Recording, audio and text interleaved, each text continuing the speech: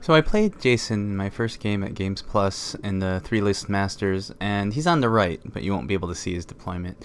He opted to go first, and I opted to be lazy and stay where I was. He fielded Calandra, the Soothsayer, and this was bad for Madrak the World Ender, for all sorts of reasons that you'll see. Mostly, he gave me trouble with Dahlia and Scarith, a Slag Troll, Horgel Iron Strike, and Nis Hunters, and I had to face him with a full Creel Warrior boat, War Wagon, Digmies, and a Bomber. You'll see that Horgel's Slag Troll is perfectly positioned to get at my low defense, high armored War Wagon. The Nis form a line behind a pile of difficult terrain, and Calandra stays close enough to support the army with her spells, Star-Crossed, and Bullet Dodger. Dahlia and Scarith come up Calandra's right flank, running to move up the table. This is perfect for Calandra. She has a high defense front line that I'll have to roll an extra die when I attack it directly, and then I'll have to drop the highest roll.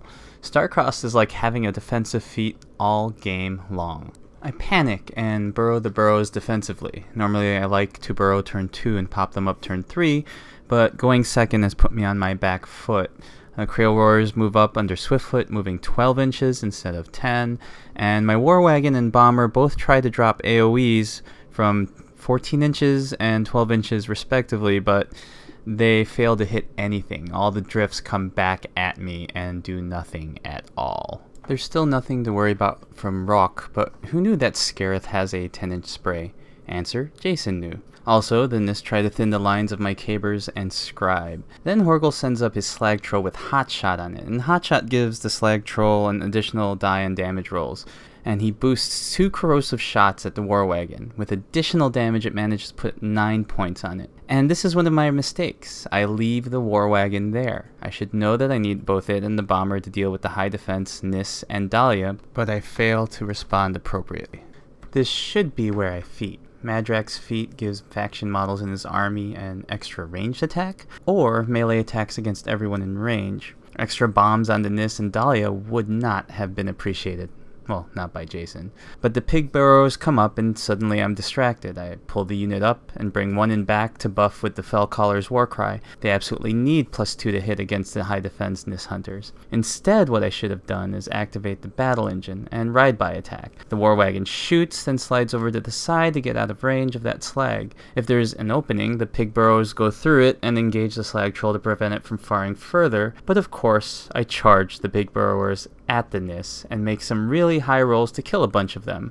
Unfortunately, we both forget Star-Crossed, but leave the Nis dead to help Jason remember the rule in the future. Then the War Wagon has nothing really useful to do. It really should still get away from that Slag Troll, but instead of using ride-by attack, it just aims and hits the objective and knocks down the Slag Troll.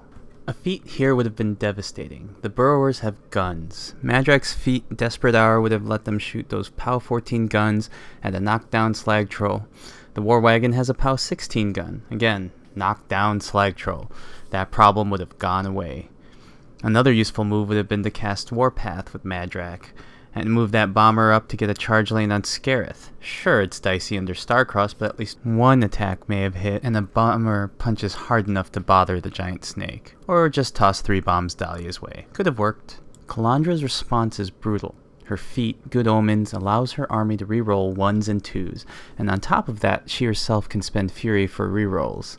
She doesn't need any of this to actually hit anything, since I'm playing low defense average trolls, not like her high defense Nis. We get to see her faction models damage spike all over my army. For instance, the Slag Troll stands up. The War Wagon is such low defense, the Slag Troll doesn't boost its attacks. It relies on Good Omens to let it reroll 1s and 2s, or Calandra to let it reroll anything. Then when it rolls damage, it rolls 4 dice for damage, rerolls the 1s and 2s, and eliminates the War Wagon on the second shot. Rock uses its primal animus to make Scarith both highly accurate and highly damaging, and Dahlia sends the worm after Madrak's Bomber. The damage eliminates the one thing left on the table that can threaten Dahlia. She keeps herself safe thanks to her upkeep spell Haunting Melody that prevents models within 8 inches from making attacks against her. I mean, I still have the Trollkin Sorcerer, but his magic ability 6 is highly unlikely to hit Dahlia. The rest of the fight is academic. Madrak has to eliminate Scareth, but he's the only one left who can really do it. Even with Warcry, Starcross still causes enemy models to drop that additional die, so he has to boost his attacks even to have a chance. And even when Madrak manages to kill the worm, he barely does it. He even gains a fury for destroying it, but it's not going to do him much good. The pig burrowers charge and fail to kill the slag troll, one even managing to get corroded for his trouble from hitting the corrosive war beast. The Creel warriors even try to have a go at what remains. They have Blood Fury on them now, and so they do extra damage, and they can Fervor for additional melee accuracy and damage, but all they manage to do is make Rook angry, and you don't want to make Rook angry. So I'll stop here and let you see the rest of it play out. The early game broke Madrak's army, and kudos to Jason for playing his Calandra list so well. Let me know what you think in the comments or by email. This is my first battle report done in this style, and I want to know how easy it is to follow. This is Felix Flauta of Poke Miniatures, or Malfred on the forums, sounding off.